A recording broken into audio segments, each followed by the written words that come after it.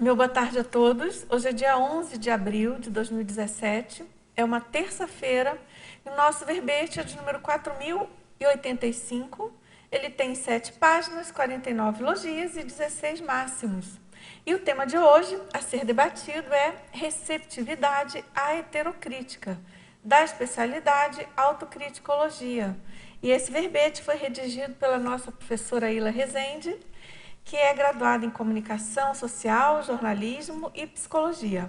Ela é especialista em psicopedagogia, brasileira, natural de Aracaju, Sergipe, voluntária da Conscienciologia desde 2001, docente de Conscienciologia desde 2015 e tenepsista desde 2013. 2003, sorry. Agora, aqui na definologia, a receptividade à heterocrítica é a capacidade ou predisposição de a consim acolher cosmoeticamente os feedbacks avaliativos da performance pessoal, com atitude afável, bem-humorada, lúcida e racional, empregando o autodiscernimento para analisar e extrair do conteúdo e das parapercepções o aprendizado necessário à promoção das autorreciclagens e da qualificação interassistencial.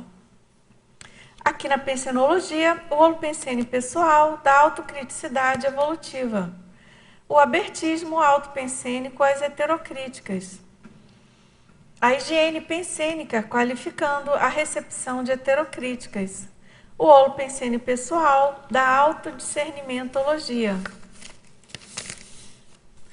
E aqui na fatologia, a empatia e lucidez receptiva, o abertismo para aceitar opiniões diferentes e necessárias, a autorreeducação psicossomática, a autovigilância emocional, a substituição do orgulho e da vaidade pela interassistencialidade, a aceitação natural do erro, a autodisponibilidade para as autorreciclagens necessárias. Agora aqui na parafatologia, a escuta parapsíquica, a autocriticidade parapsíquica, a harmonia holossomática decorrente da recepção lúcida à heterocrítica, o campo bioenergético fraternal e racional instalado a cada recepção crítica, a interlocução silenciosa com os operadores extrafísicos, a doação de energias conscienciais fraternas por meio do frontochakra, as projeções lúcidas, educativas e paradidáticas, a análise racional das próprias experiências parapsíquicas, as ortoenergizações dedicadas à harmonização de consciências e ambientes. Agora, aqui na argumentologia, a gente tem algumas listagens. Então, nós destacamos, aqui tem uma primeira, que é uma tipologia, com 3 tipos básicos relativos aí à receptividade heterocrítica. Depois a gente tem uma listagem, a manifestação aqui, e ela é classificada então em 3 categorias, dispostas aí em 4 itens, né? Então as categorias são a reativa, a acolhedora e indiferente. E aqui na acabativa, na remissiologia, nós destacamos autocriticofilia, binômio admiração e discordância, crítica benéfica, empatia receptiva, senso autocrítico. E aqui na frase enfática, quem acolhe a heterocrítica com lucidez, bom humor e autodiscernimento, aproveita a oportunidade para potencializar a dinâmica evolutiva, com neopensenes pacíficos e recins exitosos. Aqui na questionologia, no teste de avaliação pessoal, pela escala de 1 a 5, em qual nível você se situa quanto à receptividade às heterocríticas? Valoriza mais a forma ou o conteúdo da crítica? Ao receber heterocríticas ofensivas, atua exercendo o papel de amparador ou de assediador? E aqui na filmografia específica nós temos 2 fontes E na bibliografia específica, 6 fontes bibliográficas. Muito bem. Vamos aqui agora à nossa mega análise, feita pela equipe da Enciclosapiens. Autocriticologia, acolhimento, afabilidade, anticonflito, autopesquisa, auscultação, conviviologia, empatia, escuta, interassistência, intercooperação, impacto-terapia, lucidez, mental-soma, ortopensene, rapport, reação, TENEPS, upgrade, voluntariologia. Agora, professora Ila, vamos então aqui ouvir seus comentários, por favor, suas motivações aí para a escrita desse verbete, sua experiência com o tema. Bem, primeiro, boa tarde a todos, tertulianos, teletertulianos.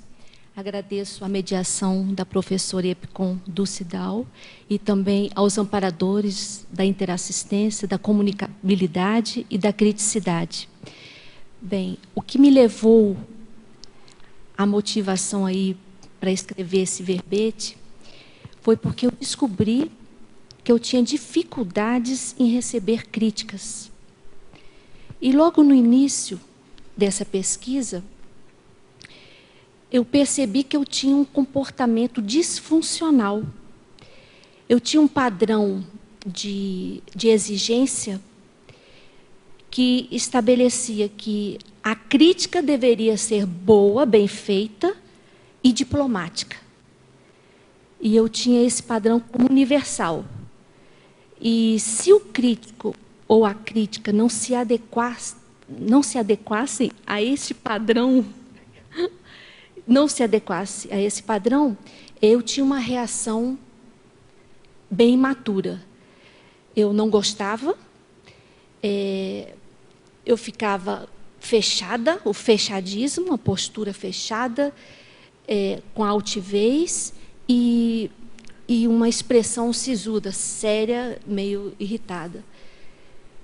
Bem, aí eu fui, depois que eu descobri, né, esse comportamento aí disfuncional, eu fui pesquisando mais. Aí percebi também um conjunto de trafares. Os que predominavam era o egoísmo, tudo relacionado ao ego. E a predominância do psicossoma, do emocionalismo. E aí vem vários outros trafares envolvidos aí, que é o orgulho, a exigência, o fechadismo, o mau humor, o controle, a rigidez, o preconceito, o desrespeito, a incoerência, a autocorrupção e o apriorismo, a falta de reflexão. Bem, eu percebi também, e aí, como é que ficam os meus trafores? Quando a gente não se coloca aí em prontidão para superar um trafar ou uma dificuldade, os nossos trafores, as nossas capacidades, elas ficam inativas.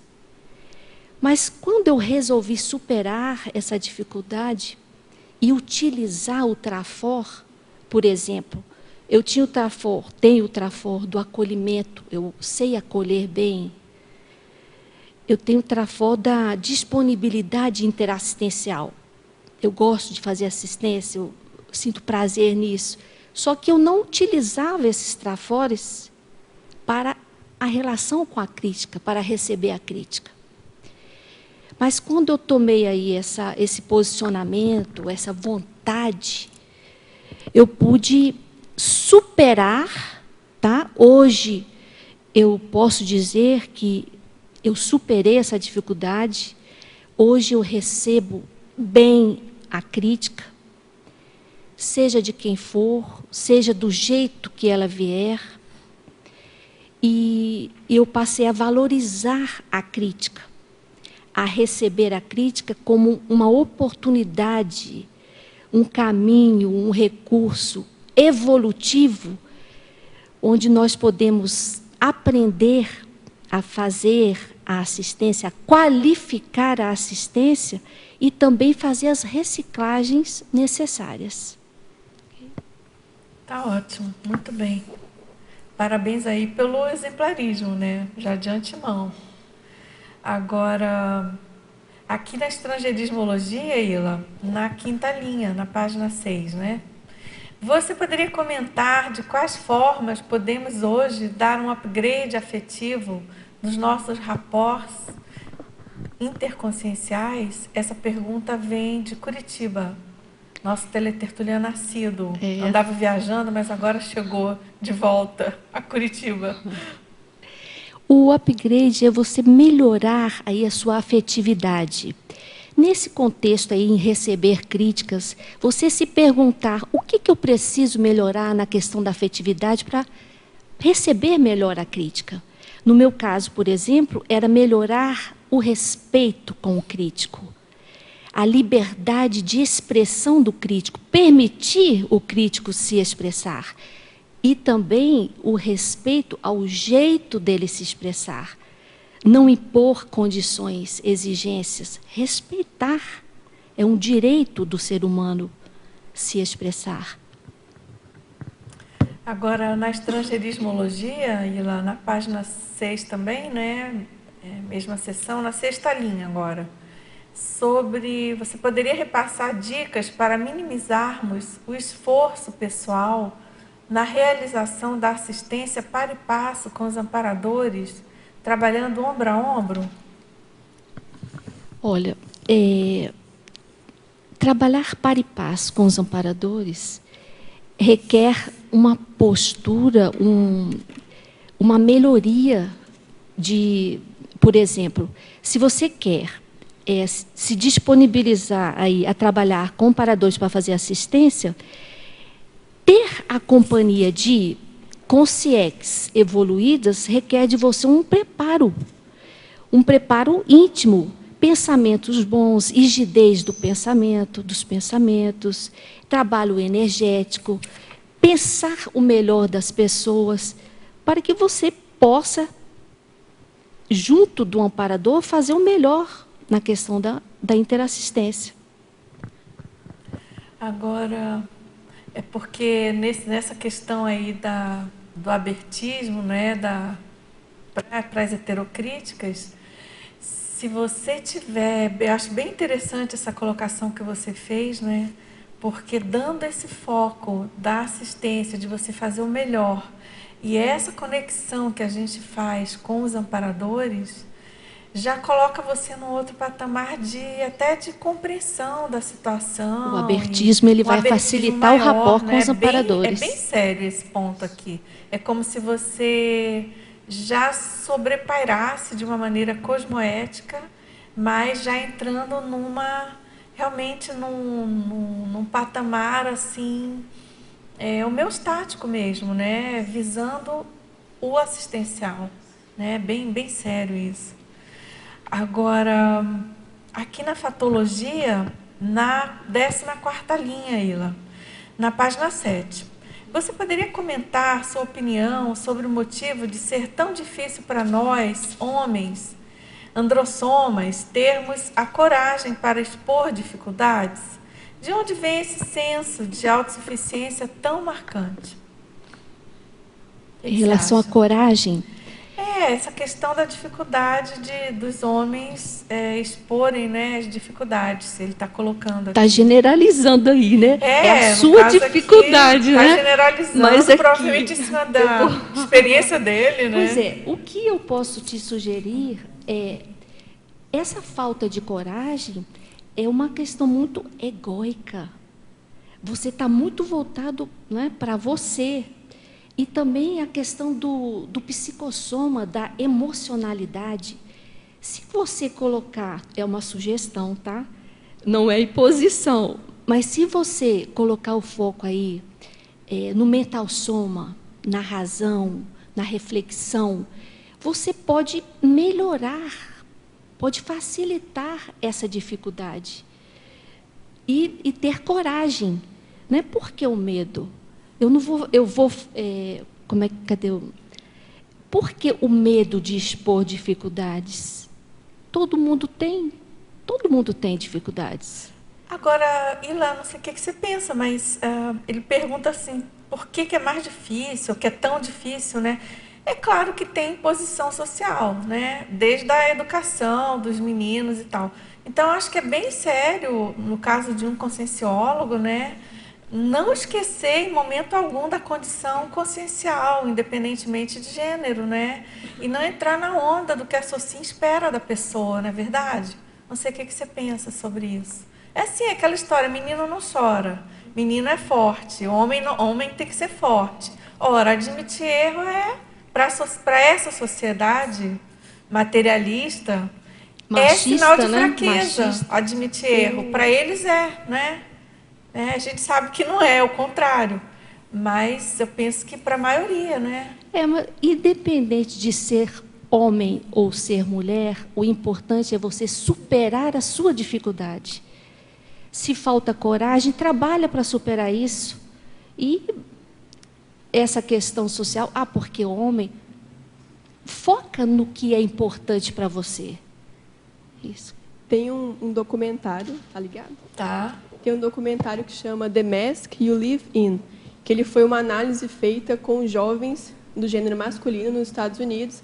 Então, ele faz uma análise desde a infância até a adultidade, de como que é essa questão do homem não poder ter sentimentos, não poder se expressar. Então, ele acaba ficando bem fechado, tendo mais repressão. E isso vai influenciando até na capacidade de reciclagem intraconsciencial do gênero masculino. Então, realmente, é uma coisa bem social e esse documentário é muito bom. Repete o nome. The Mask You Live In. Legal. Uma coisa nessa área é o índice de suicídio entre homens, ele é muito maior do que entre mulheres, porque os homens têm dificuldade de se expressar, pela dificuldade de se expressar, em colocar em palavras as emoções que eles sentem. Então, está associado ao processo de não saber receber crítica, de não saber transformar isso em as emoções que sentem em palavras, e porque é todo o processo de repressão cultural. Então, aí é mundial o índice de suicídio entre homens ser maior do que mulheres. Eu tenho até um amigo que teve essa dificuldade, e o que ele fez? Ele investiu nele, foi para terapia, consciencioterapia, até oratória, fez cursos de oratória, enfim, correr atrás para resolver a problemática. Procurar o que tem de bom aí na sua cidade para resolver essa questão. Bom, parabéns aí pelo verbete. E é um tema assim bem impactante, né? Ou pelo menos contra-impactante, pelo menos essa sugestão, né, que você está dando, né, de acolhimento, de receptividade.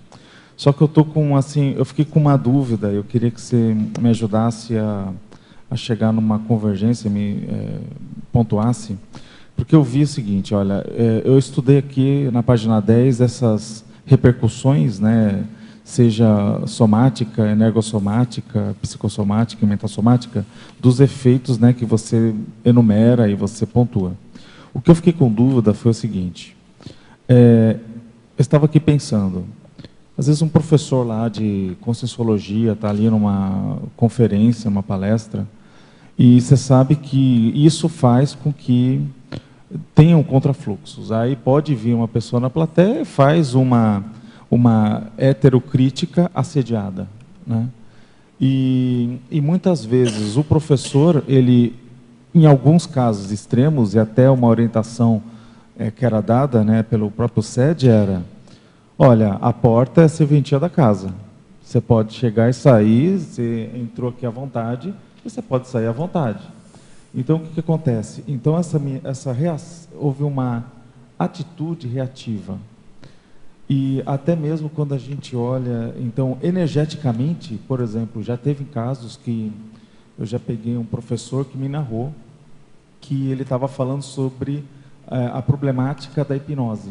Aí um hipnólogo levantou e foi justamente mostrar para ele que ele tinha mais força e quis bloquear o professor.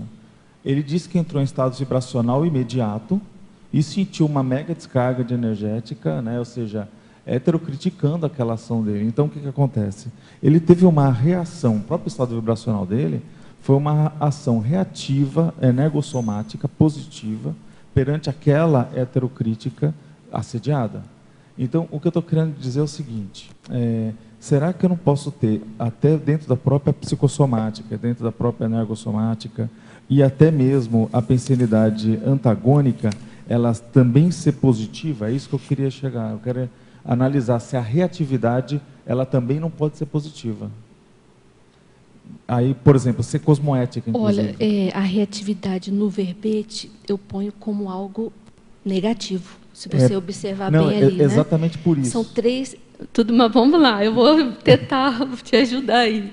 São 3 pontos, né? Ou você reage de forma reativa, que seria a patológica, ou você reage de forma homeostática ou neutra. Na colocação que você fez aí, o que um professor deve fazer quando receber uma crítica com interferência, por exemplo, de assediador?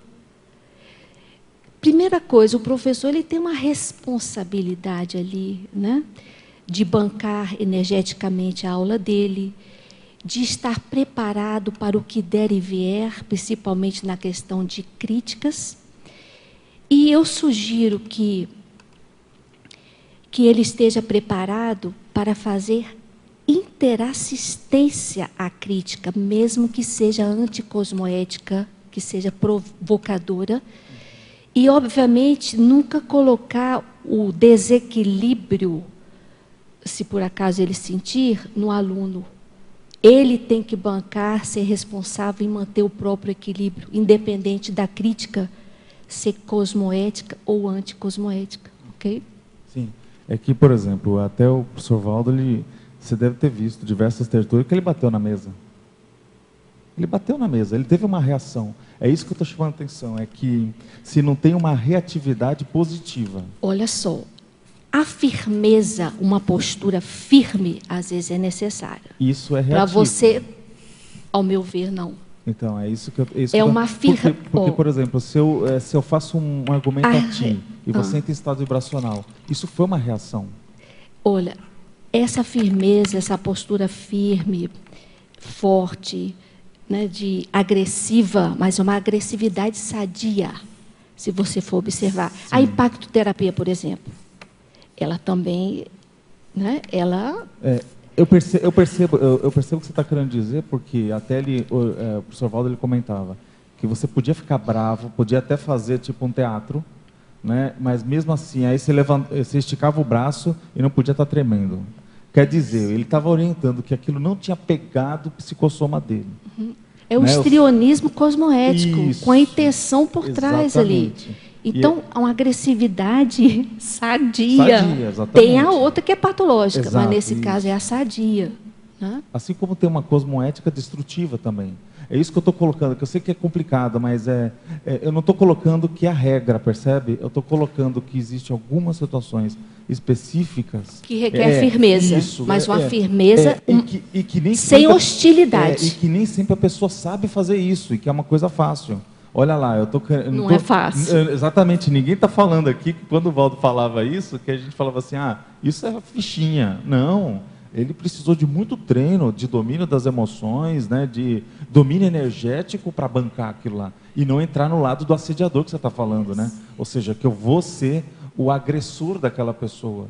Eu acho que isso que você está falando é bem sério. Eu só estou colocando justamente essa vírgula. Essa preparação ela é fundamental. Esse caso, que é meio que quase que uma exceção, porque, tipo, não, é que nem você falou, o professor chegar e bater na mesa, ou o professor chegar e mandar o aluno sair, tipo assim, quando... É conduta exceção, né? É uma conduta exceção. Então, é isso que eu estou falando, tipo, mas não é... O operante, o modus operandi, o modus vivendi que você está colocando, é muito mesmo essa parcimônia, esse acolhimento... Não é? Ou seja... Epa.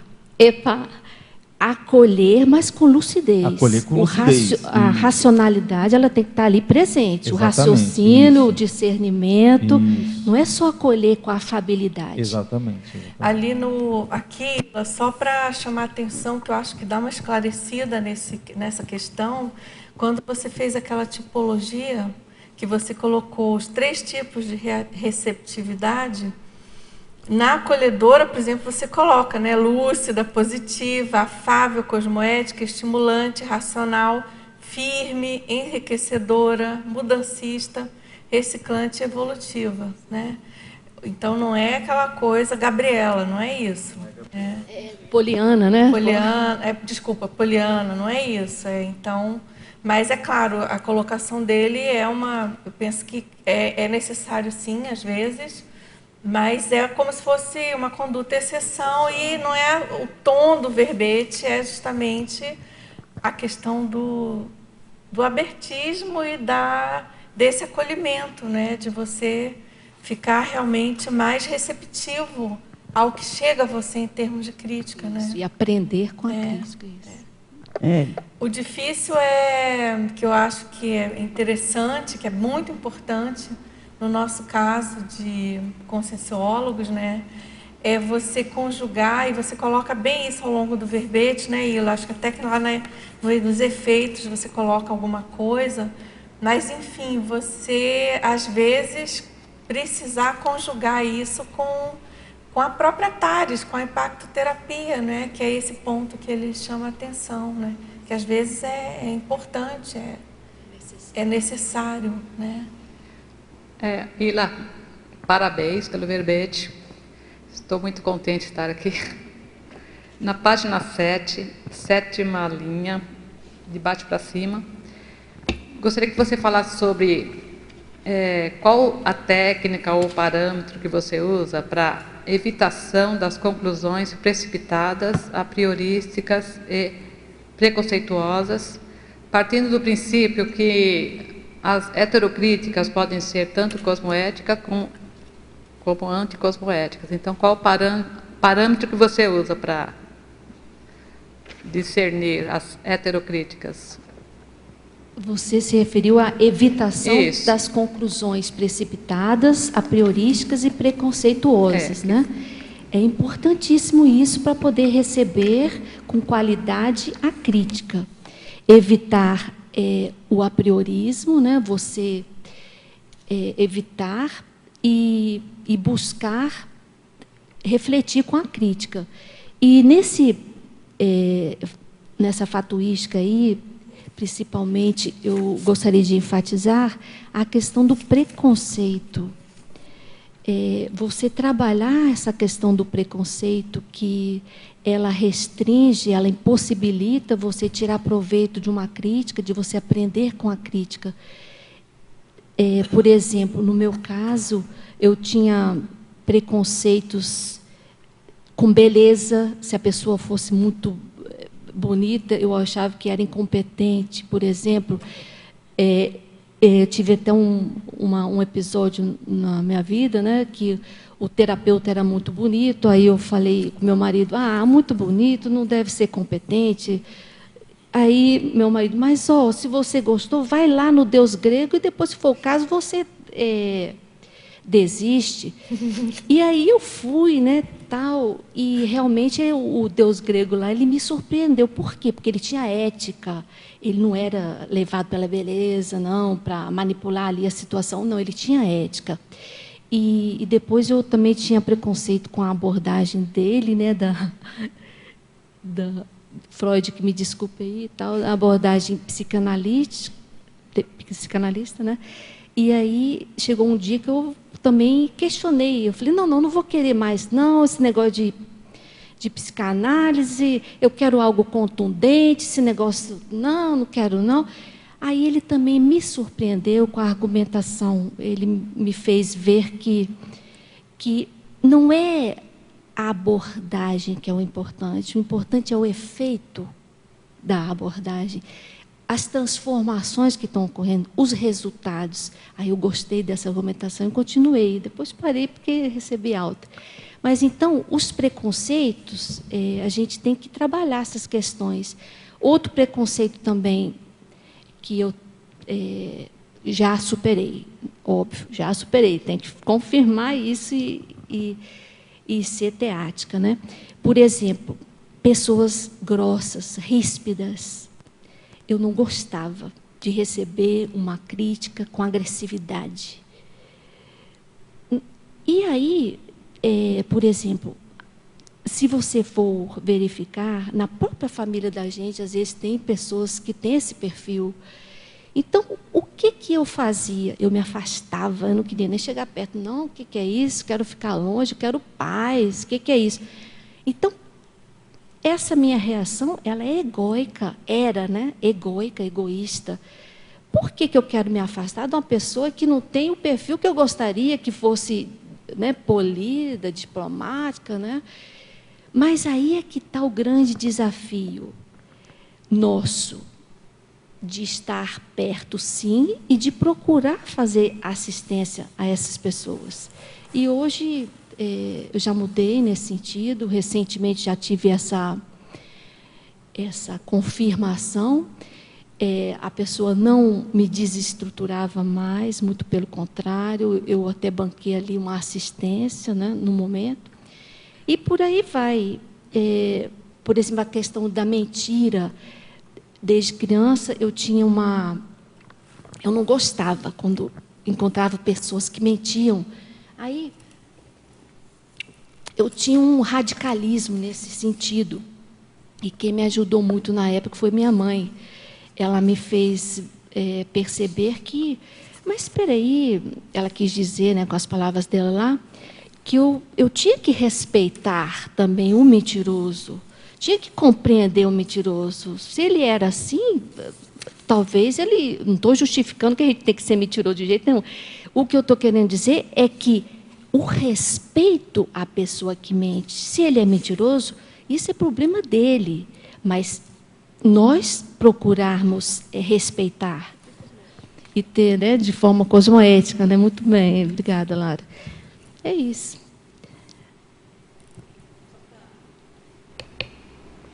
Não, pelo que eu entendi, então, independente da pessoa que está falando, né, tipo assim, você está falando aí falou de situações que a pessoa, né, igual o psicanalista, o mentiroso, independente da pessoa ser isso ou aquilo, a heterocrítica que ela faz para você, é você que tem que receber, né, com a sua... sem o preconceito, sem o apriorismo e sem precipitar nas conclusões, né? Independente da pessoa que faz a heterocrítica, né? Isso mesmo, sem emocionalismo, com foco no mental soma, buscando tirar proveito evolutivo da crítica, extrair do conteúdo o que aquela crítica pode beneficiar na sua vida e se esforçar para resolver o que for necessário ali. Ila, você já respondeu uma pergunta antes, que já vai cair aqui. Você fala na patologia, na página 7, a autovigilância emocional, né? É o que a gente precisa tomar cuidado, né? Você pode falar mais um pouco da autovigilância emocional? E depois tem uma que também dá continuidade no que ela perguntou, que é a eliminação da exigência quanto a formas de crítica em detrimento do conteúdo. Você já falou mais ou menos que deu para entender. Então, mas pode falar um pouquinho mais pra gente? Em relação à autovigilância emocional, se você percebe que você tem uma tendência à emocionalidade, já é um indício aí que você precisa trabalhar essa questão. Quando eu falo em autovigilância emocional, isso vai te ajudar a superar essa predominância do psicossoma. E você ir identificando ali, epa, peraí, eu poderia ter melhorado aqui, será que eu atendi bem? Será que eu fiz o melhor? Enfim, você ir detectando o que você fez de bem, o que precisa melhorar. Você vai fazendo os reajustes necessários com essa autovigilância. Okay. Depois você fala quanto à palavra desassediante frente às críticas. Está na patologia também. Mas antes você fez outra pergunta, né? Antes você perguntou sobre o conteúdo da crítica, não foi? Então, deixa eu responder essa primeiro, depois a gente vai para essa. Então, é o seguinte, o que eu fazia antes de imaturidade? A crítica vinha... O que eu fazia? eu focava no crítico. Eu ia analisar a postura do crítico. Então, eu ficava criticando a fala, a entonação, a posição, o conteúdo, o fundamento, tudo. Então, isso é uma autocorrupção. Por quê? Porque eu estou fugindo do essencial. E qual é o essencial? Eu aprender com a crítica. Eu aprender com aquilo que o crítico está me trazendo. É claro que nem sempre, né, ele traz o que a gente precisa, às vezes ele que precisa da nossa ajuda. Mas o importante é nós focarmos no conteúdo da crítica e não no crítico. É interessante que o seu verbete, ele complementa, tem um diálogo bem intenso com o verbete que foi defendido há uns dias atrás, que é o abertismo, se não me engano, é o abertismo a heterocríticas. Lá, a verbetógrafa é da Laura Bruna, não sei se vocês assistiram. É da Laura, eu estava aqui também. O verbete dela é tema central neutro. Acho que é autoexposição, né? Autoexposição a heterocríticas, não é isso? Autoexposição. É. O verbete dela é neutro. E ela, então, faz esse apanhado, a abordagem dela é bem nessa questão da autoexposição, claro, de você ficar aberto, enfim, mas ter esse abertismo para receber as críticas, se expor, né, como se fosse um passo antes desse, mas ela também tem uma abordagem para essa questão da crítica cosmoética e anticosmoética. Então, ela dialoga, para quem tiver interesse aí que não viu essa tertúlia, ela faz essa análise, essa abordagem do teor da crítica, da intenção, que você aborda também, mas lá é mais o veio do verbete, mais o foco, né? Que é muito importante, claro. Isso tudo que você está colocando, né, Ila? E você, aqui ao longo do verbete, você coloca isso na própria definição, você expõe claramente a importância do autodiscernimento, né?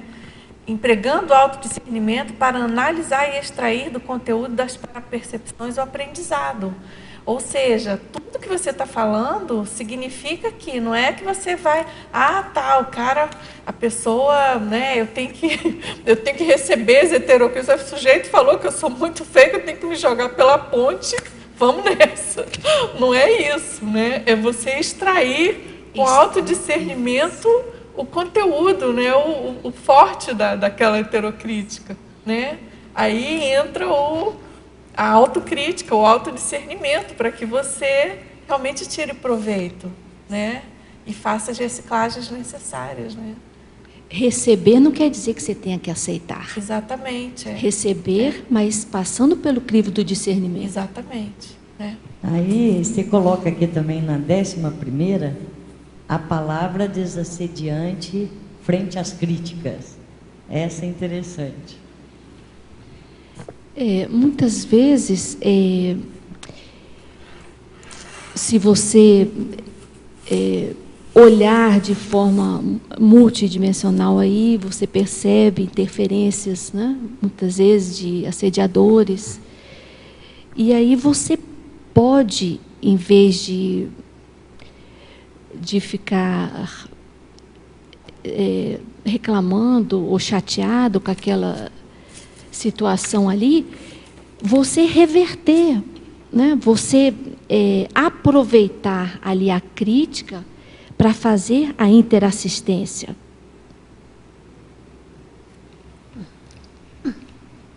Posso? Dulce. Terminou aí? Como é que está aí? Deixa eu só ver se ela quer continuar. Aí você vai, aqui, tá? Que eu achei também que isso aí é muito, muito importante. A inspiração do amparo de função em momentos conturbados. Ah, sim. Essa inspiração aí, você vai, para fazer o rapport com o amparador, você tem que estar com preparo íntimo, obviamente, né? E em momentos conturbados, se você quer uma ajuda aí de amparador, você ficar com pensamentos mais rígidos, uma postura mais cosmoética, para receber a inspiração necessária para o momento. E você recebe. Por exemplo, uma época eu estava numa cidade e várias pessoas da família me chamavam para resolver uma situação, a pessoa fazia críticas e intimidava todo mundo, tal, e estava uma situação difícil, e eu não sabia como ajudar. Qual seria a minha estratégia interassistencial para aquela situação? E aí levei aquela questão para a TENEPS, e aí meu pai, que eu perdi meu pai com 8 anos, mas sempre tive acesso, né, ligação com ele. Aí ele apareceu na TENEPS e deu um sorrisão. Só um sorriso ali já desdramatizou aquela minha preocupação. E eu lembro que ele falou assim: utilize a sua capacidade de resolução.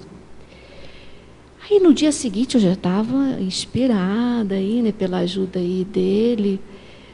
E aí eu me posicionei e resolvi lá a situação de uma forma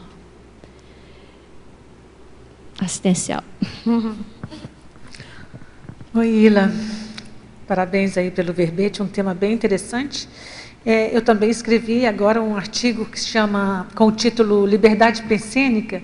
Eu defendo a tese que a gente só vai ter liberdade pensênica cosmoética só lá pela evolução, quando eu chegar à condição de evoluciólogo.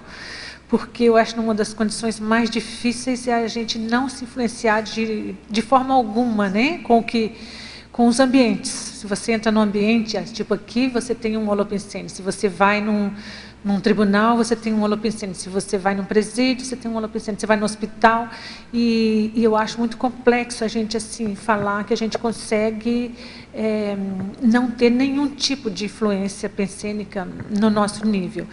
E eu quero te perguntar justamente sobre essa questão. Na terceira linha da sua pensenologia, você coloca a autovigilância, evitando pensenes críticos anticosmoéticos. E na sequência você fala a desintoxicação holopensênica. É justamente sobre esse assunto que eu escrevi. E, inclusive, eu peguei uma técnica de uma linha de conhecimento que chama Patchwork, talvez você conheça, que eles têm uma técnica de revisão diária justamente para controlar esse tipo de... Eles não falam, né, anticosmaticidade, mas, na verdade, que a gente tem durante o dia. Você tem alguma outra técnica para a gente não cair em nenhum ambiente? Marlene, você trouxe várias questões aí, né? Vamos por etapas. Né? Vamos por detalhes. A primeira, por exemplo, quando você fala dos holopensenes diferentes, aí, que fica difícil para a gente e tal, o que eu falaria aí nesse sentido é que a gente não pode ser ingênua.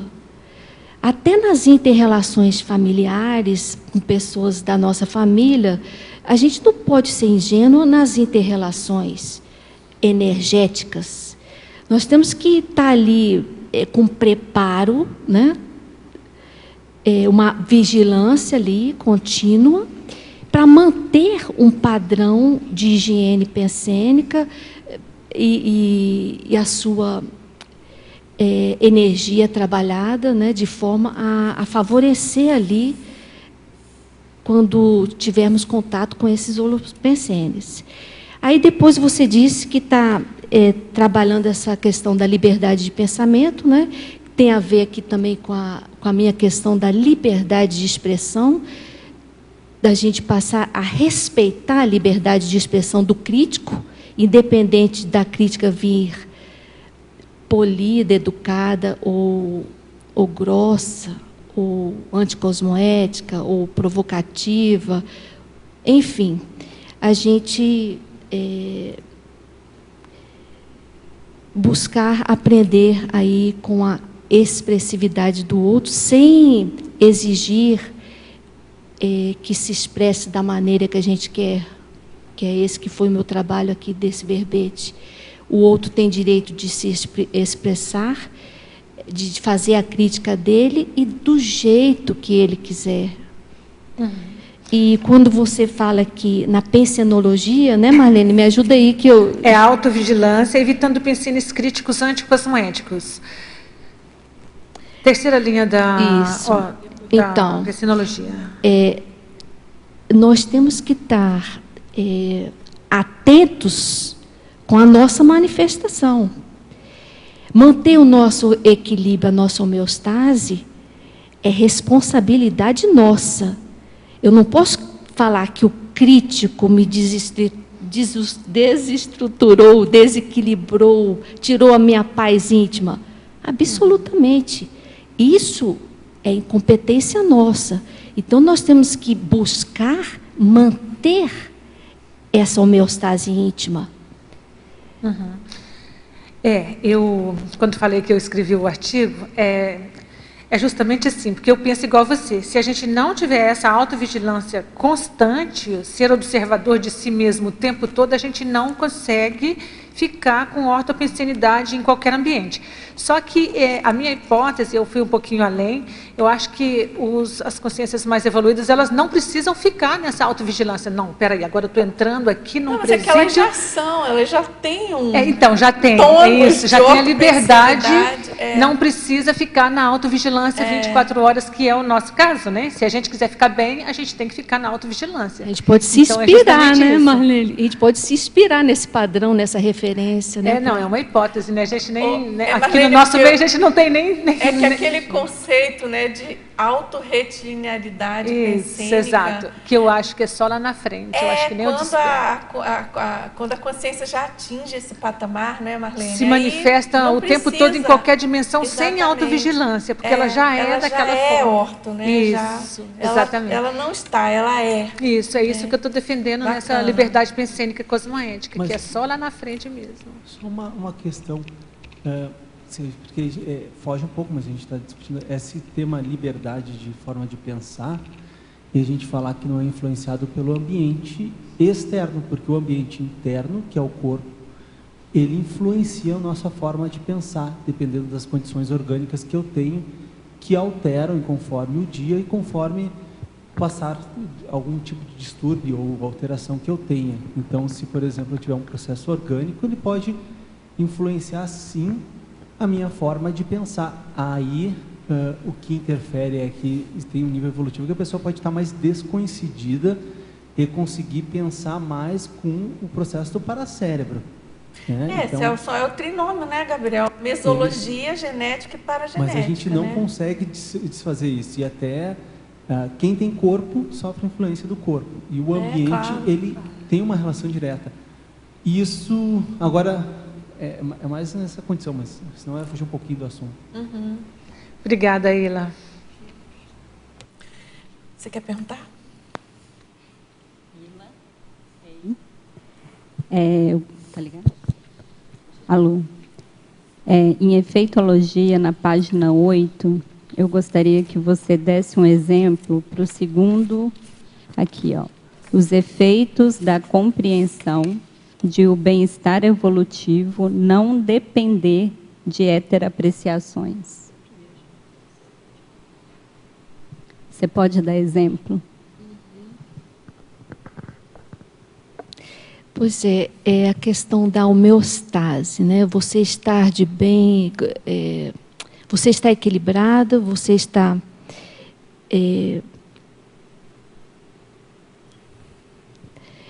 você não pode... Isso é bem interessante, essa questão. Vamos lá. Você não pode depender do outro para ser feliz. A felicidade tem que começar por você. Você não pode depender do outro para se sentir equilibrado. O equilíbrio tem que começar por você. Então, quando você compreende que você não depende do outro para manter a sua homeostase, tudo fica mais fácil, né? Você assume essa responsabilidade. E esse efeito é isso que eu quis dizer. Esse efeito tem a ver com aquela colocação que a Marlene fez anteriormente, né? É como se as heterapreciações, ou as críticas, as heterocríticas, no caso, né, benéficas ou maléficas, bem intencionadas ou mal intencionadas, né, são importantes, são a defesa aí do seu verbete. Mas o seu bem-estar, ele tem que ir independentemente disso, né? Ele tem que ser autossuficiente. E claro, quanto mais evoluída é a consciência, mais ela tem essa competência, né, de aquela história da resiliência, da flexibilidade, da autossuficiência consciencial, né? Ela se supera ali dentro do que ela é mesmo, né? E lógico, o que vem de fora ajuda, melhora, mas ela por si só ela já garante ali o bem-estar pessoal, né? Porque tem aquela pessoa, né, que depende de alguém dar tapinha nas costas ou fazer elogio. Não tem gente que é movida a elogio, que só fica feliz quando recebe um elogio? É interessante a gente pensar nisso, né? O quanto que a gente ainda precisa de elogio, né, para ficar bem, né? Aqui nesse efeito, então, eu estou entendendo que a autoconfiança, né, é a primeira assim, questão que a consciência ela precisa trabalhar. É a responsabilidade, assumir a sua responsabilidade e manter o seu equilíbrio, sem depender do outro. Sim. Tem mais uma questão aqui no binomiologia, na página 8. O primeiro binômio. O binômio fornecer crítica, receber crítica. Você pode expandir? Então, esse binômio aí, por exemplo, na minha criação, eu aprendi a fazer crítica. Quando eu faço, tem, como é que fala? Mudanças significativas, gera mudanças boas para a pessoa, né? Só que eu não sabia receber críticas. É claro que eu não vou culpar aí a minha mãe, né? Por que eu não sei receber críticas, né? Mas, muito pelo contrário, eu até agradeço pelo que ela me passou, né? E sempre agradeci, sempre reconheci isso. Mesmo antes da minha mãe ter Alzheimer, eu vou aproveitar para falar isso também, né? E então, se você aprendeu na sua criação a fazer críticas e a receber críticas, ótimo, excelente. Se não aprendeu, buscar aí esse conhecimento aí. Ok? Podemos prosseguir? Tudo bem aí? Agora, Ila, na parafatologia, página 7, penúltima linha. Você poderia expandir o item as ortoenergizações dedicadas à harmonização de consciências e ambientes? Essa pergunta vem de Portugal. É a penúltima linha, lá na parafatologia, sobre as ortoenergizações dedicadas à harmonização de consciências e ambientes. Então, é você buscar... Cadê, Lara? Está aqui. Então, tá. Você buscar contribuir ali com o ambiente, contribuir com as consciências. Como? Trabalhando as suas energias, exteriorizando energias para o ambiente, para promover ali uma harmonização, uma compreensão. Por exemplo, o próprio criticado.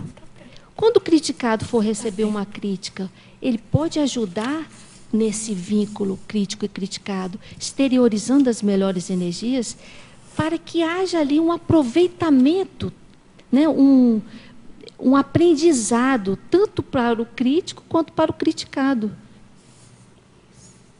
André? Sim, Ila, aqui na fatologia, na página 7, na 7ª linha, você fala da aplicação de estratégias para superar dificuldades com a heterocrítica. Quais são as que você usou ou que você recomenda? Pois é, primeira, as estratégias, né? Primeira coisa, observei que o predomínio era psicossomático, buscar em todos os momentos a prevalência do mental soma, do discernimento da razão. Segundo,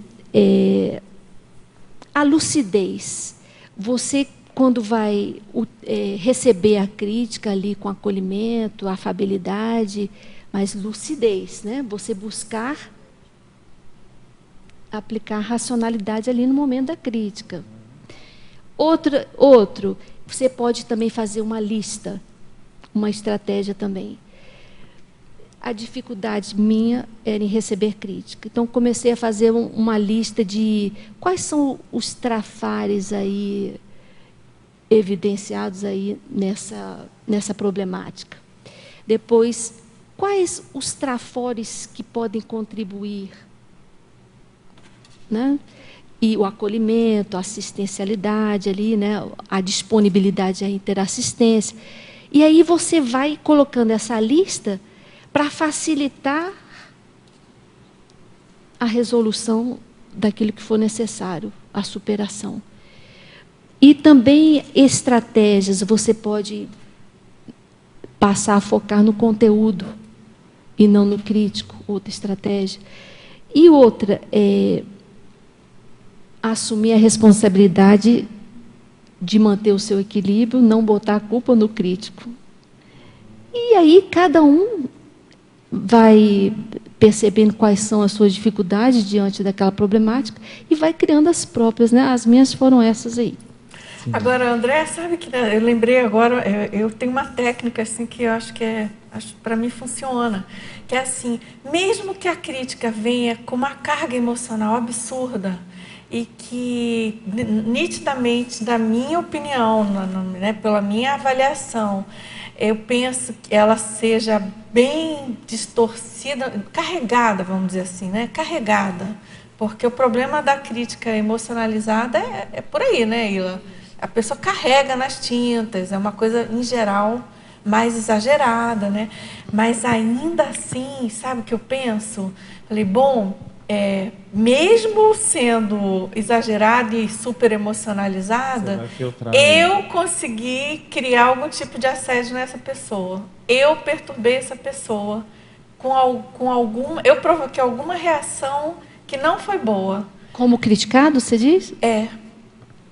Eu como criticada, eu recebendo uma crítica, mesmo que a crítica seja super emocional e que eu mesma ache que está exagerada, mas eu acho que tem uma autocrítica dentro aí do que você coloca no verbete, de receptividade, né? Eu procuro fazer isso e eu acho que funciona, para mim funciona.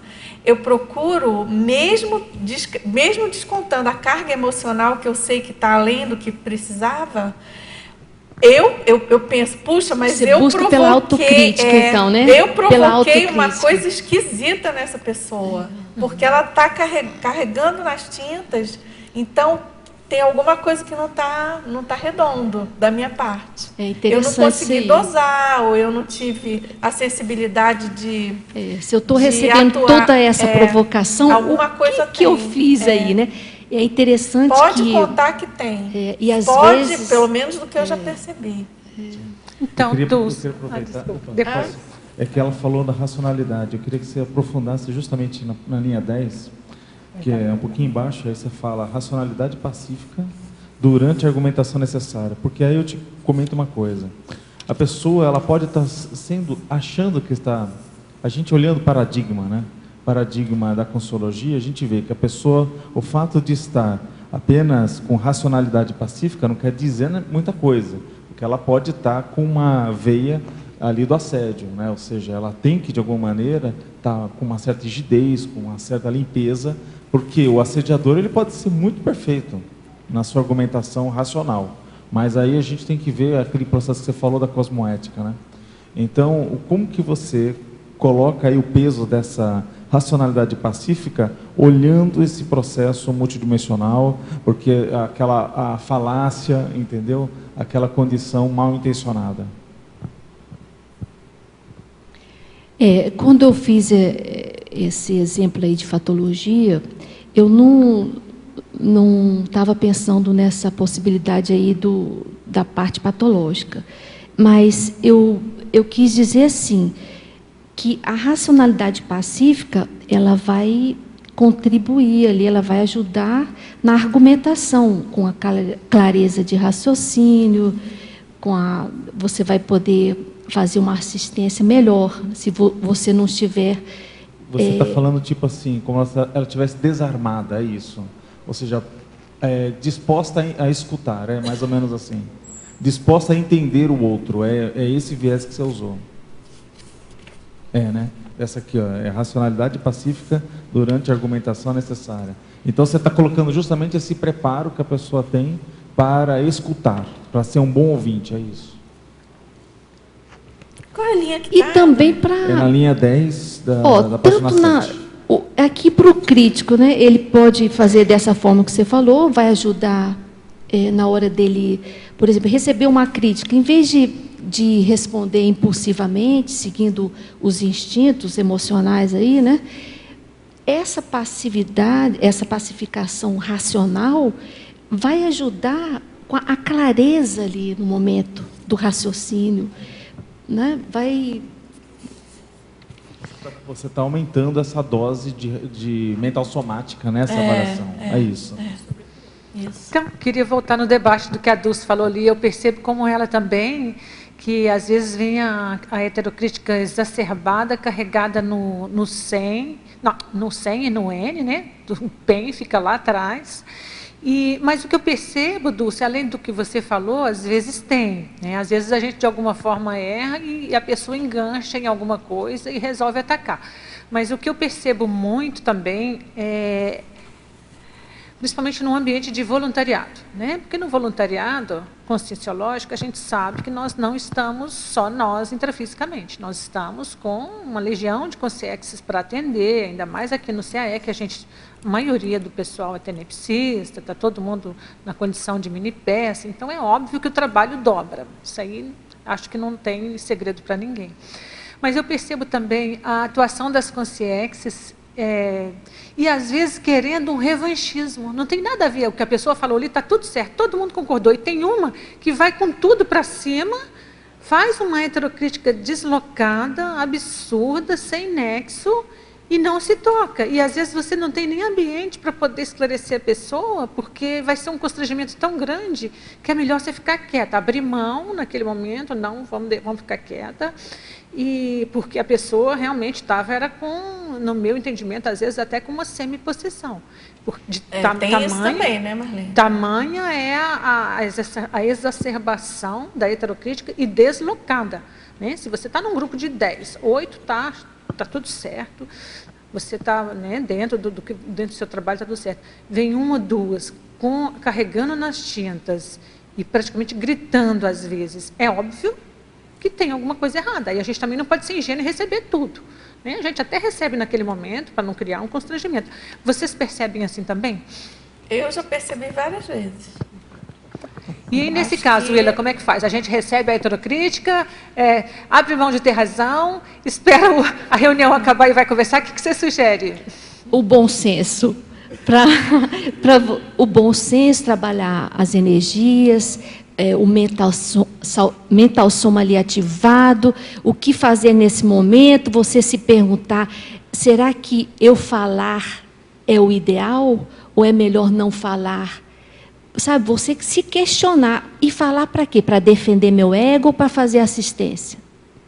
Agora, tem uma questão disso daí que é assim, ó, todas as pessoas elas têm as necessidades de abrigo, de proteção, de aceitação, tá? São questões emocionais e primitivas nossas, todo mundo tem. Quando as pessoas vão fazer críticas, algumas pessoas, assim, é muito comum, e essa parte mais primitiva, a imposição da vontade, que é o que gera conflito, porque violência, conflito está associado à imposição da vontade. A pessoa ela não faz crítica com a intenção de ajudar o outro a crescer, a ver algo que ele não está vendo, mas ele faz de uma forma de impor aquilo que ele pensa sobre o outro. E isso muitas vezes se usa de violência verbal, né, para poder fazer esse tipo de crítica, coação, tudo, para poder fazer esse tipo de crítica e impor a vontade. Aí, naturalmente, nós somos humanos e temos um cérebro que tem um processo emocional. A gente não tem como deixar de sentir as emoções. Eu posso mudar, ressignificar o que dá aquela emoção, mas eu não deixo de sentir.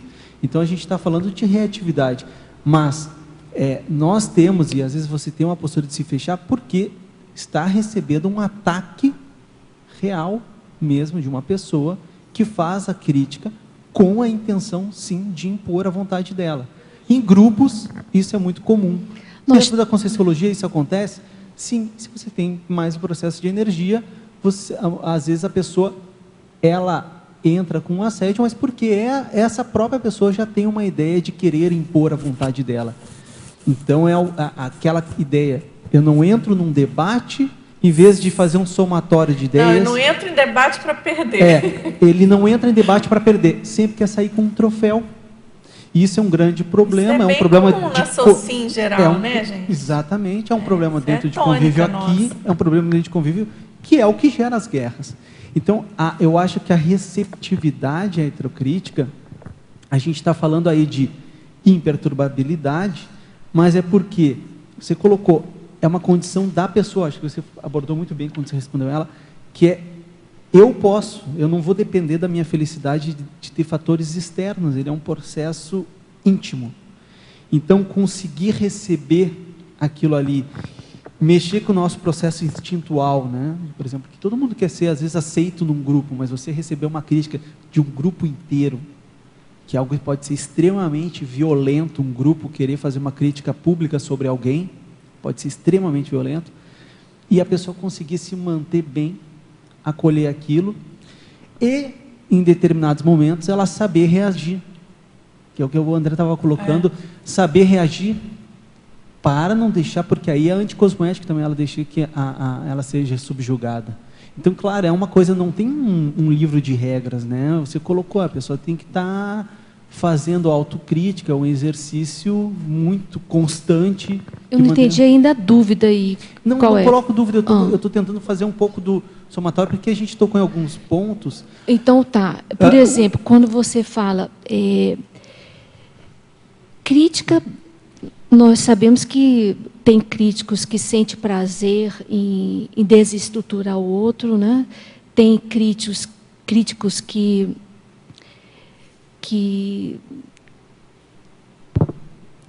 funcionam para tirar o bem-estar do outro, que a intenção não é para melhorar o outro. E muitas vezes, como você disse aí, a pessoa é detonada, né, em público por várias, né, pessoas, não foi isso que você falou, com a crítica ali. E aí vai depender a reação do temperamento de cada um, né? O instintivo, aquele que é impulsivo, ele vai reagir sem pensar.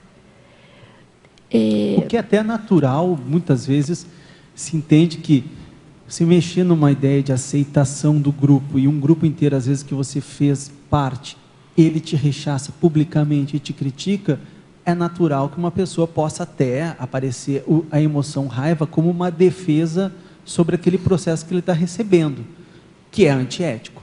Mas, aí é claro que aí para ela se trabalhar muito, né, de conseguir receber isso, conseguir saber que ela não depende do grupo, de que ela é algo além disso, é um exercício de processo de evolução muito forte, né? O que não podemos é reagir. Se a crítica foi anticosmoética, a gente reagir com anticosmoeticidade também. Aí não é o melhor caminho. Apesar de ser compreensivo, não é o melhor caminho. Não é o melhor caminho. Agora, esse tema eu acho ele super complexo, porque ele entra naquela célebre questão para os pré-serenões, na minha opinião, dificílima, né? Que é a questão da omissão deficitária e omissão superavitária, né?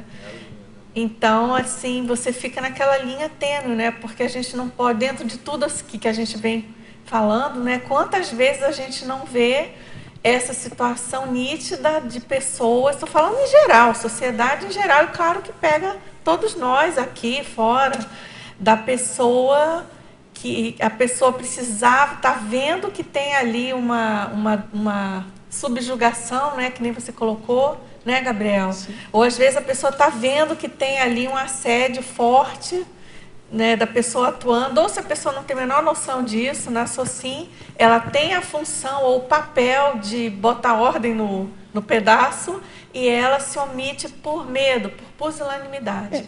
Ela não banca o papel dela. Mediadores que nem esse. Isso que nem também o Sérgio... não dá, né, gente? Isso também é muito anticosmoético. É muito anticosmoético. Então, mediadores que nem, por exemplo, um diplomata que nem o Sérgio Vieira de Mello, que não... Ele sabendo que havia imposições de vontade ali forte, com uso de violência, e não regredir para aquilo, porque senão é antes, sim, um mal muito pior, né? Um processo muito mais antiético, que é a omissão deficitária. Eu tenho aqui esse livro aqui, eu queria mostrar para vocês. Obrigado pelo feedback. É um livro por 2 autores, a Sheila bacana. e o Douglas. Eles são professores de Harvard, do Departamento de Direito, né, da Escola de Direito de Harvard, e eles defendem muito o foco da educação do receptor. Defende que o importante é trabalhar o receptor e não o crítico. Por que o receptor? Porque para qualificar o receptor como aprendiz, para ele, por exemplo, é o receptor que vai interpretar a crítica. É o receptor que vai decidir usar a crítica para fazer mudanças íntimas ou não. É o receptor que vai decidir qual o plano de ação para ele superar aquela questão. Então, achei bem interessante esse livro, quando eles enfatizam o receptor. Ler esse livro, ele também entra um pouco nas questões de comunicação não violenta? Não. Que também é uma outra abordagem que tem se utilizado muito, né? A pessoa tem que trabalhar assertividade, de comunicação não violenta. Esse livro também é bem interessante, esse aí. Eu coloquei aqui na bibliografia. Vamos lá, então, Ila? Agora, essa pergunta agora aqui é da Flórida. Parabéns pelo verbete. Ela pede para você comentar a frase enfática, em primeiro lugar. E aí ela pergunta assim, você tinha dificuldades em receber heterocríticas? Em caso afirmativo, de qual modo superou essa questão? Quais técnicas utilizou? Você já comentou um pouco, né?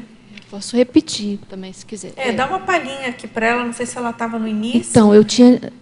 como é que é o nome dela? Ela é da Flórida. Da Flórida. Eu tinha dificuldades em receber críticas. Eu tinha um comportamento disfuncional, um padrão de exigência. Eu estabelecia que a crítica tinha que vir bem feita e diplomática. E esse padrão, quando não vinha dessa forma, quando o crítico e a crítica não se adequavam a esse padrão, que para mim era universal, eu não gostava, daí eu ficava irritada, uma postura fechada, altiva, né, com altivez. E aí eu fui trabalhando essas questões, tirando o foco do ego, que era tudo muito relacionado ao ego, e também às emoções. Fui trabalhando essas questões. E hoje a crítica pode ser provocativa, pode ter intenção anticosmoética, mas eu estou exercitando aí, mesmo que a crítica muitas vezes ela como é que fala, gera um desconforto na gente, mas vamos focar no aprendizado que tem por trás do desconforto, da dor, da crítica. Não reclamar do desconforto, mas o que eu posso fazer com esse desconforto? Como que eu posso superar essa questão, resolver essa questão? E na frase enfática, eu chamo muito aí para a questão de valorizar a crítica como uma oportunidade para assistência, para qualificar a assistência e também para fazer as reciclagens íntimas. Valorizar recebendo bem, mas recebendo não só com afabilidade, com acolhimento, mas recebendo com a lucidez, empregando o discernimento para extrair do conteúdo o que é necessário para você dinamizar a sua evolução. Ok, Ila, vamos adiante aqui na página 7, na 9ª linha. Da onde?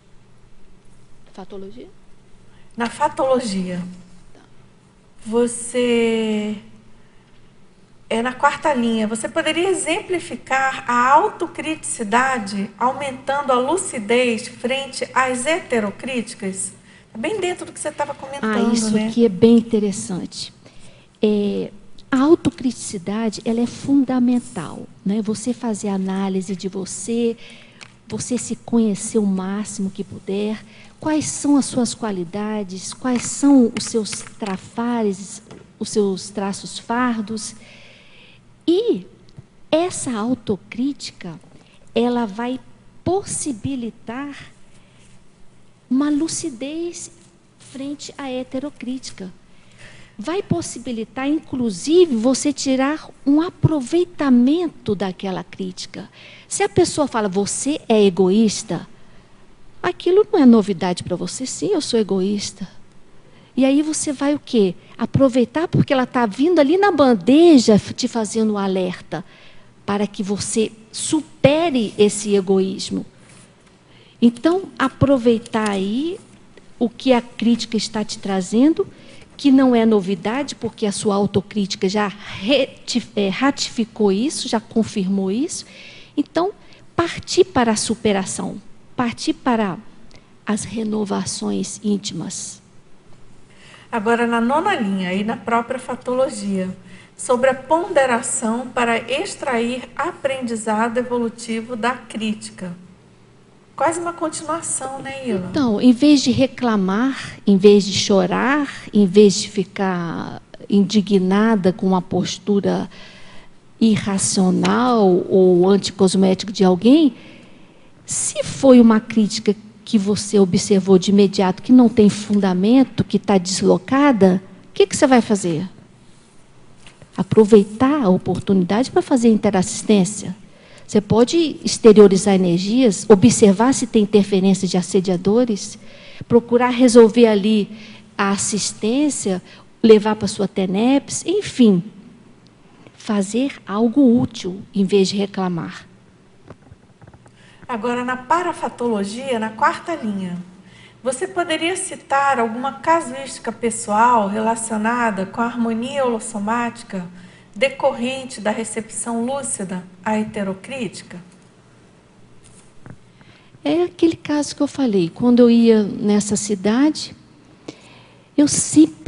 a pessoa vinha e ela me desestabilizava.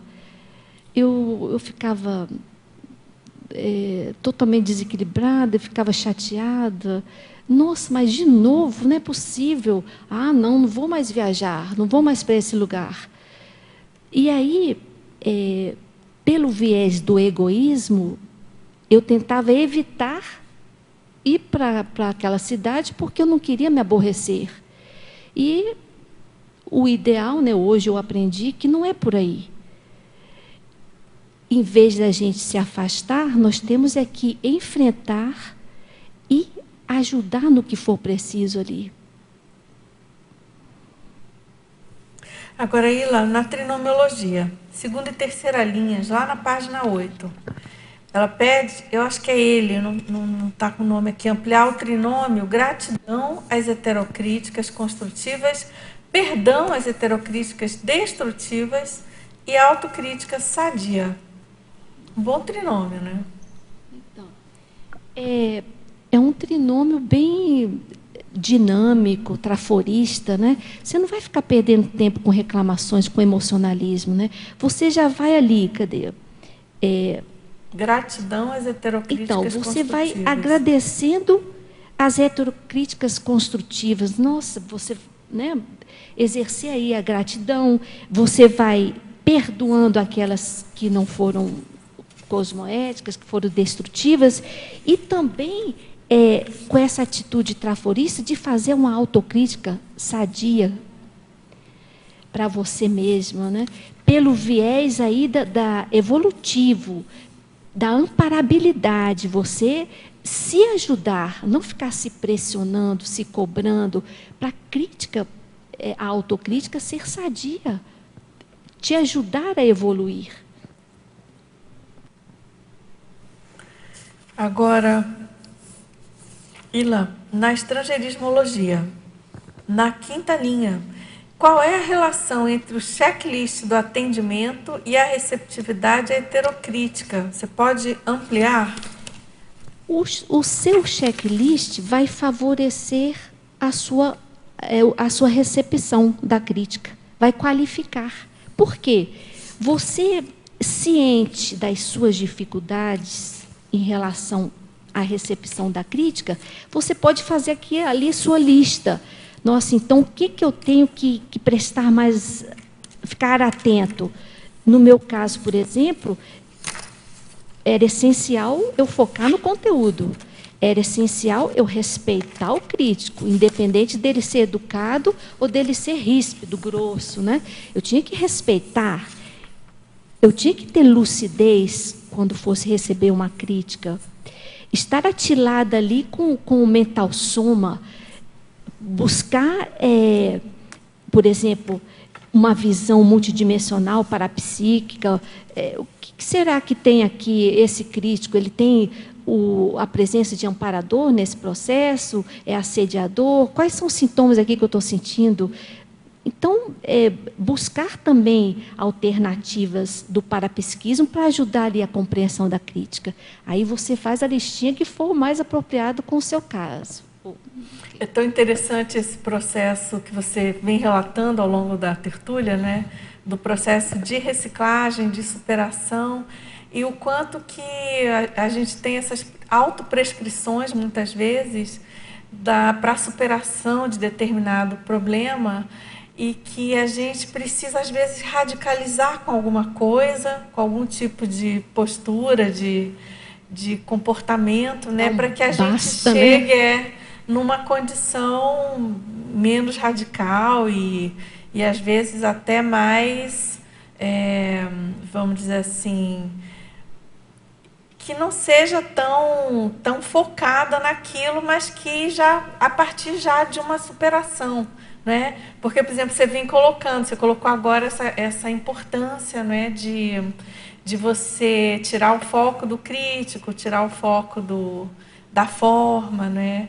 Mas é claro que se a gente tiver num nível assim mais avançado, evolutivo, isso tudo é muito importante, né? Aí, se a gente se colocar na condição de heterocrítico, é lógico que a gente tem que trabalhar isso tudo, né? Como que eu vou fazer heterocrítica, o modo que eu vou fazer, o local, de que maneira, atendendo a quais requisitos. Entendeu, Ila, o que eu quis dizer? Assim, é como se a gente fosse num crescendo, né? Tudo é importante. E aperfeiçoar tanto como crítica e como criticado. Né? E a maneira, o conteúdo, o modo, tudo, né? Faz parte da evolução, não é verdade? Até a questão que o André colocou antes, de chegar nesse ponto de fazer com classe a impactoterapia, a cosmoética destrutiva, que é tão necessária, né? Imagina o tanto que esses amparadores não devem fazer, continuar fazendo, né? E os esbregas que a gente já levou aí no período intermissivo, né? É tudo impactoterapia, né, gente? Dulce, eu achei interessante que a pergunta, assim, para a gente é aprendiz de amparador, né? Ou seja, evitar de ser o assediador, que você realmente falou, né? Que tipo, fazer heterocrítica é fácil, né? Descer lá na orelha do outro é fácil. Agora, como fazer, né? E aí entra aquela questão que você aprendeu dentro dessa perspectiva de receptividade, o que você não deve fazer para o outro, né? Essa é uma boa questão. Né? Ou seja, o que você viu, por exemplo, eu não vou, ela está, vamos dizer assim, agora em quarentena, vamos dizer assim, ela está incapaz de receber a heterocrítica. Você avaliou algum critério pessoal de falar, olha, não, eu já sei fazer heterocrítica, mas eu quero receber, mas aquela pessoa está precisando de um tempo, ela está precisando acalmar alguma coisa dentro dela, ela está precisando preparar um ambiente para eu poder ir lá fazer a minha heterocrítica. Você conseguiu alguma vivência, alguma evidência sobre isso? Em receber? E de fazer. Pois é, mas o meu verbete é de receber, mas tá bom, mas vamos lá. Mas esse feeling, né? Você saber qual o momento correto de fazer a crítica, o que falar e o quanto falar. Professor Valdo, vamos respeitar, eu achava belíssimo a forma dele dosificar, dele fazer a interassistência, às vezes, com uma única palavra. Isso eu achava belíssimo. Quer dizer, a única palavra era o suficiente para fazer uma transformação íntima numa pessoa. Isso aí eu acho um mau exemplo aí, né? Mas a gente vai chegar lá. Se a gente continuar um trabalho contínuo de aperfeiçoar as nossas posturas... Só um parêntese, que a heterocrítica tarística é o máximo, né? É o que a gente conseguir, né?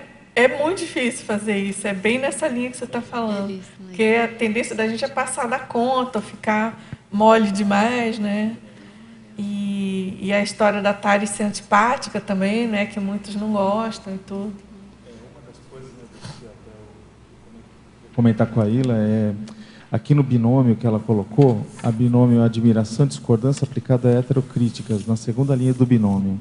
Eu falo assim, olha, a gente discute pouco sobre admiração e discordância, esse binômio, mas a teática disso não é algo simples.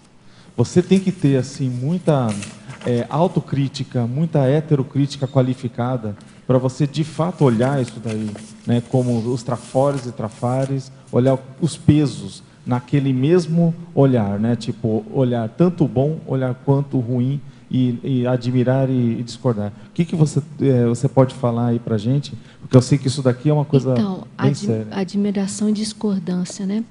Você utilizando essa questão, você evita a subserviência, evita ser manipulado pelo crítico, né? Agora, uma outra questão aí é que a crítica, ela não é uma condição absoluta, ela não é uma verdade ali absoluta, uma sentença, um veredito de morte, né? Então a pessoa pode falar o que ela quiser e a gente vai entender que aquilo não é um veredito de morte. Então, por quê? Porque nós podemos mudar aquela condição. Como? Com os nossos trafores, com a nossa potencialidade, com as nossas capacidades. Então, isso já ajuda ali, né? Ilha, posso perguntar para a Ilha sobre... Ilha, poder falar sobre a sua experiência página 7, segunda linha, de baixo para cima, a sua experiência no curso com cobaia voluntária do conscienciograma, como assim um ótimo exercício para a receptividade às heterocríticas? Eu sugiro esse curso para quem quer trabalhar essa questão. Eu gostei, uma vez eu fui sorteada, né? E aí, para mim foi tranquilo, não teve nada assim, dificuldades não, sabe? Eu recebi bem, não sei se é porque eu já estava trabalhando esse verbete, então eu estava aberta, né, para aprender com a crítica. Agora, com as críticas, e eu gostei, quero fazer muitas vezes esse curso da cobaia. Agora, o que eu gostaria de falar sobre essa questão é que muitas vezes a pessoa se submete a cobaia e chega lá, em vez de aproveitar para se melhorar, para se conhecer, porque ela ajuda muito na questão de você enxergar aquilo que você não quer enxergar, as pessoas ficam com resistências, ficam com o mecanismo, né, aquele mecanismo de defesa do ego. Então, é um desperdício. Portanto, eu sugiro aí para as pessoas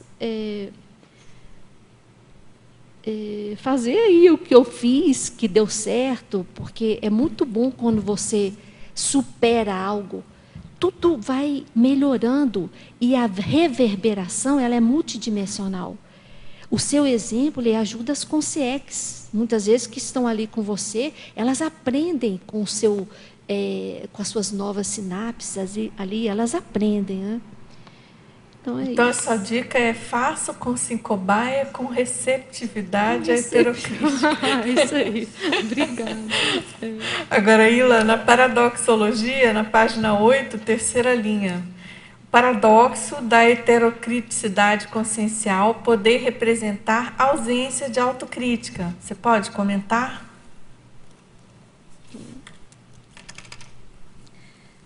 O que tem de críticos aí, com facilidade de apontar os seus erros, é uma maravilha. Só que sem autoridade moral, né? Sem coerência. Por quê? Porque eles não praticam a autocrítica.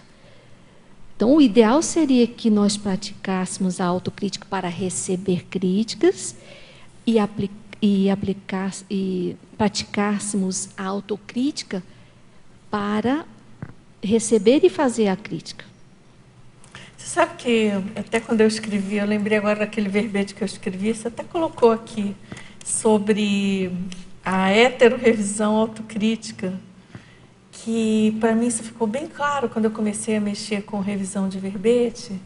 Assim, faz tempo, né? Tem alguns anos que eu comecei. Mas com a prática do trabalho, isso ficou bem claro para mim, essa riqueza de fazer autopesquisa com o trabalho da heterocrítica, da heterorevisão, que você faz uma heterocrítica, não tem como, né? A revisão é isso, é crítica. Então, principalmente que é revisão de conteúdo, de forma, enfim. Então, é muito rico isso, essa colocação. Eu acho muito interessante. Da autocriticidade, né? Você pensar, fazer a sua autopesquisa considerando a partir da autocrítica, é claro, e da heterocrítica com autocrítica, né? Uma vez eu tive até uma impactoterapia no extrafísico em relação a essa questão da autocriticidade. Passei por uma situação lá, né? Foi bem interessante até, mas depois eu falei isso aí. Vamos lá. Tá bom. Agora, aqui na maniologia, no final da primeira linha, na página 9, você poderia comentar a mania de criticar sem antes ponderar sobre as variáveis dos fatos? Mania de criticar sem antes ponderar. Dos fatos. Isso aí tanto serve para o crítico quanto o criticado, né? Receber uma crítica, vamos puxar para a recepção. Você vai receber uma crítica, você é egoísta, vamos supor, né? Então, quais são os fatos que comprovam isso aí? Essa crítica procede? Realmente eu sou. Mas quais são os fatos? Eu sou egoísta nisso, nisso, nisso, nisso, nisso. E isso vai facilitar esse levantamento para você fazer a sua autorreciclagem. É isso mesmo. Agora, aqui na estrangeirismologia, essa pergunta é de Vila Velha, Espírito Santo. Você poderia explicar o que é a intêncio reta na heterocrítica? Como avaliar a própria intencionalidade quando fornecemos heterocríticas? Cadê? Na estrangeirismologia, Ila. A intentio recta, né? Na heterocrítica. E depois, como avaliar a própria intencionalidade quando fornecemos heterocríticas?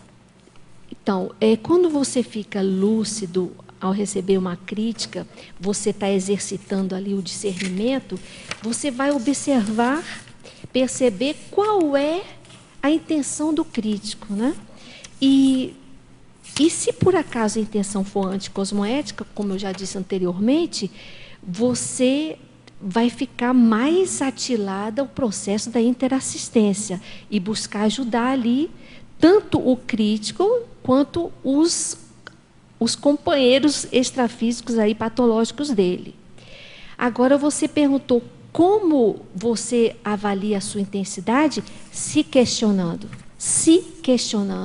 Eu vou falar para quê? Eu vou falar para defender meu ego? Vou falar para fazer assistência? Vou falar para me aparecer ou vou falar para cooperar? Isso te ajuda muito. Agora, na estrangeirismologia também, essa pergunta é de Goiânia. Na segunda linha, você poderia comentar, de baixo para cima, comentar o check-up diário do nível de anticonflituosidade? Como você realiza esse check-up?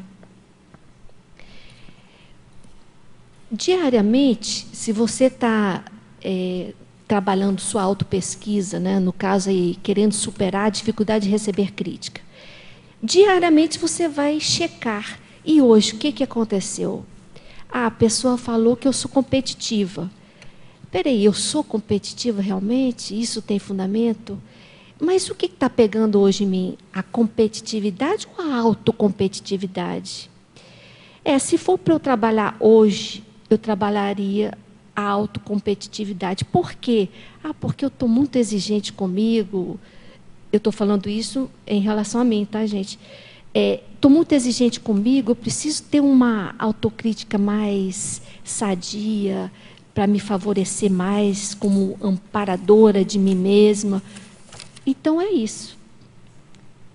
Você checar e melhorar, e se melhorando.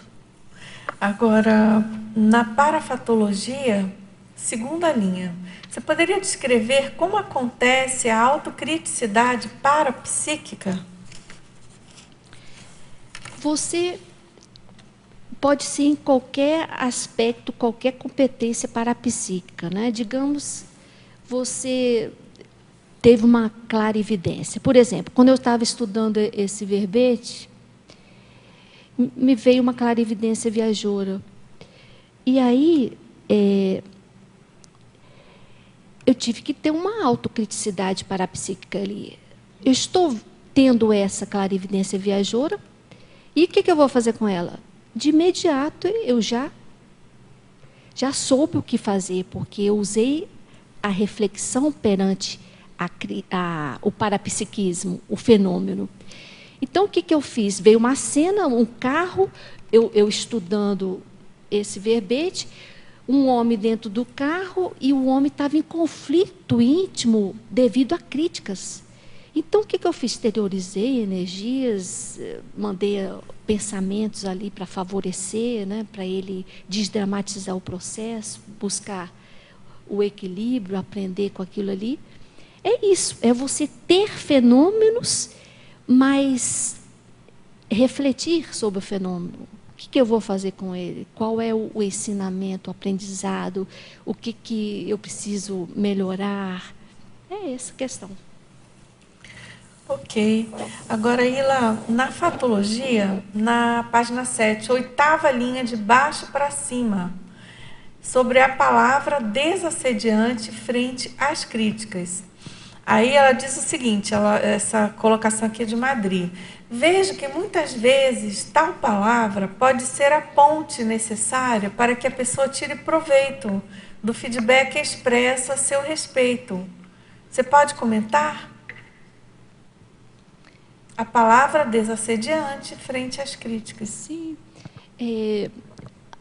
Você pode desarmar uma pessoa que tem uma má intencionalidade. Quando você fala algo ali de positivo, de interassistencial, de acolhimento, até de gentileza.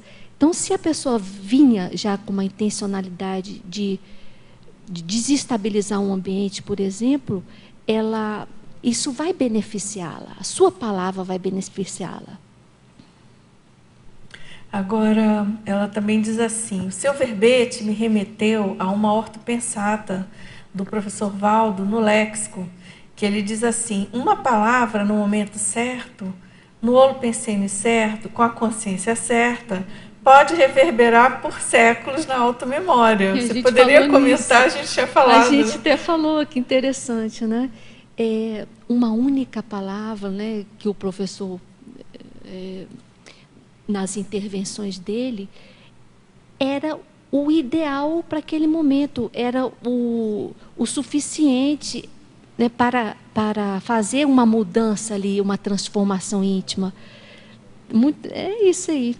Isso aqui, essa ortopensata sintetiza bem o que você tinha comentado antes, né, Ila? Você falou bem em cima do lance sobre isso. Das colocações práticas aqui dele, eventualmente, com algumas pessoas, né, muitos de nós, e era, assim, bem pontual. Agora, na parafatologia, na 6ª linha, ela pede para você expandir, se possível com alguma casuística pessoal, as interferências assediadoras no processo da crítica.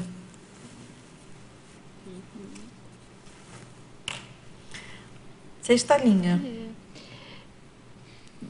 Por exemplo, eu dei um exemplo aqui anteriormente, né? Que uma pessoa, ela... Então, peraí. Me ajuda aqui. Aquela colocação que a Marlene tinha feito, né? Ela estava abordando essa condição, né? Da gente, às vezes, num processo de crítica, num contexto de crítica, dependendo do nível parapsíquico ou do momento propício, né? Às vezes a pessoa pode perceber claramente a presença, né, de um assediador querendo criar confusão, criar conflito, né? Aí é o caso, né, Ila, de você também ter uma reação. Aí, vamos dizer assim, seria uma reação positiva, né, de você bancar o processo, né, e dar uma solução, né? Isso. Você percebeu, você pode começar com as sinaléticas, né? No soma, desconforto, dor de cabeça, aquilo ali está te deixando angustiada. Você, então, já começa... E se você tiver a facilidade da clarividência, você pode até ver o assediador ali. Então, percebeu isso? Fique mais atenta, trabalhe mais suas energias, providencie ali a interassistência. Se não der para fazer no momento, leve para a sua TENEPS. Busque ali ajudar o assediador de alguma forma. E muitas vezes pode entrar impacto-terapia ali na hora, né, para resolver melhor a situação também, né? Chamar a atenção da pessoa que às vezes está sendo ali manipulada e nem está sabendo. Isso, para ela voltar à lucidez, exatamente, né? Agora, é que a gente sabe que isso tudo requer muita destreza, né, Ila? Para um pré-serenal é bem difícil ainda fazer, às vezes, essas coisas todas em cima do lance, né? Mas a gente tem que procurar, tem que correr atrás, né, gente? Errando e buscar aprendendo. Qualificar, exatamente. Praticando. Erra, aprende, melhora, na próxima já faz melhor. A questão é estar lúcida para esse processo, né, Ila? Agora, aqui na tipologia, na página 10, a gente já comentou um pouco, mas talvez seja interessante reforçar. Você poderia dar algumas dicas de como superar a receptividade reativa? E, na sua opinião, a reatividade é sempre negativa? Aqui, no caso, você está abordando essa, mas não é sempre, né? A reatividade é neutra, né? Não é isso? Você pode ter uma reação positiva, né? Você pode reagir positivamente, né? Mas é que aqui a abordagem é da receptividade reativa, ela descreveu, né? Ela descreveu aqui, que é o rechaço, é a reação negativa, antagônica, retrógrada, regressiva, fossilizante, omissa, patológica, né? Pro foco aqui do verbete, ela é nosográfica, sim. Então, ele está pedindo, Ila, algumas dicas suas para superar esse tipo de reatividade. Agressiva? A receptividade reativa, né? Nosográfica, portanto. Alguma dica aí para superar isso? O que você pode falar para ele? Por exemplo... Você citou aí seus casos, né? Que você tinha essa problemática, isso. né? Então, a reatividade à crítica, ela pode ser de diversas formas, né? No meu caso, eu me fechava, tinha uma postura de altivez e ficava irritada e não gostava quando a crítica vinha de forma agressiva. O que eu sugiro para você lidar com críticas com esse teor agressivo primeira coisa, você trabalhar a sua pensenidade, manter aí a rigidez do pensamento, trabalhar as suas energias para, no momento, você não entrar na onda do crítico agressivo. Você focar no conteúdo da crítica, porque até um crítico, vamos supor, agressivo, ele pode trazer benefício ali com a crítica dele. Eu não sei se eu estou entendendo a dificuldade dele. Está perfeita, a dúvida é essa mesmo. Então é isso. Dicas para você mudar esse tipo de reação. O foco nunca é no crítico agressivo. O foco é no conteúdo da crítica, daquilo que ele está trazendo para você. E o que você pode tirar de partido disso? E o que você pode tirar de proveito disso, né? Ou fazer reciclagens, ou ajudar o crítico ali, se for necessário. Agora, essa sua dica de em cima do lance ali, no auge do olho do furacão, você conseguir se assenhorar de você mesmo, mexer com as energias e tentar ter mais lucidez ainda, ajuda demais, né, Ilha? Você assumir essa responsabilidade que manter esse equilíbrio vai depender de você, já faz a diferença. Com certeza. Porque aí você não admite, você não autoriza ninguém te desequilibrar. Muito bem. Então, ok, Ilha, a gente agradece muito seu verbete, suas orientações aí, e aguardamos os próximos, né, Ilha? Pessoal, muito obrigado também aqui, tertulianos, teletertulianos, equipe do Tertuliário, e vamos aqui à nossa finalização. Obrigada. Obrigada. As pontuações da tertulia de hoje são 17 assinaturas no livro de presença, 14 perguntas presenciais e 21 perguntas online. Hoje teremos 2 recados que serão dados por mim. O curso de campo Pangrafologia Verbetológica da Enciclosapiens é um curso que vai acontecer de 26 a 28 de maio deste ano, né, um curso de campo, e ele objetiva favorecer o extrapolacionismo parapsíquico por meio da construção conjunta de um holopensene pangráfico e favorecer também a escrita parapsíquica em prol do completismo grupal do megaprojeto da Enciclopédia da Conscienciologia. Esse curso terá como epicons as professoras, a professora Dulce Dal e o professor Hernani Brito.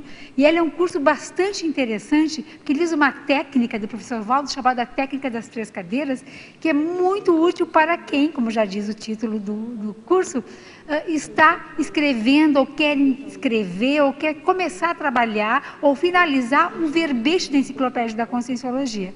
Então, vale muito a pena conferir, né, esse curso. Inscrições podem ser feitas aqui no CAEC. Entre em contato pelo telefone 45 2102 1499. 2102 1499 é um novo número aqui do CAEC. E o outro curso que eu quero convidar vocês é o evento Honoré de Balzac, do século XIX ao século XXI, evento temático sobre os bastidores da obra Cristo Espera por Ti.